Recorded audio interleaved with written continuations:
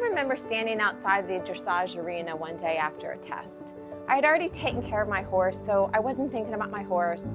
I wasn't even thinking about the quality of our ride.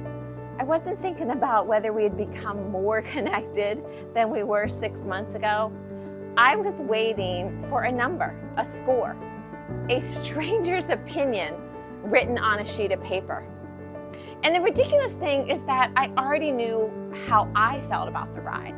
I knew where we had done an honest test. I knew where we had struggled. I knew where my horse had tried. But somehow all of that became secondary to a number I couldn't even control. As I stood there waiting, I watched other riders come out of the arena. One rider was smiling until she saw her score. Another was disappointed until she saw hers. And nothing about those rides had changed, only the judgment of it. And that's when I started realizing how much of the horse world is built around outsourcing our sense of worth. We hand it to judges, clinicians, trainers, even social media followers. We leave it up to championship ribbons or year-end awards. And then we wonder why we never feel settled.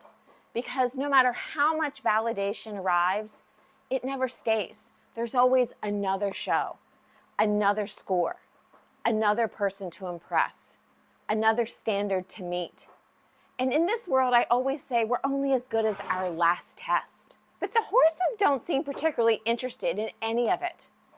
They care whether we're present, whether we're clear, whether we're fair, whether we show up tomorrow the same person we were today. Stop eating my hair. And maybe that's why horses can become such extraordinary teachers for us, because they keep inviting us back to the things that we can actually control or have some responsibility for, like our effort, our integrity, our consistency, even our character. And the scoreboard can never give us those things. But the horse, they can. And they can help us heal and see life in such a different way, if we let them. If we decide that it's not about the score, but it's actually about our relationship.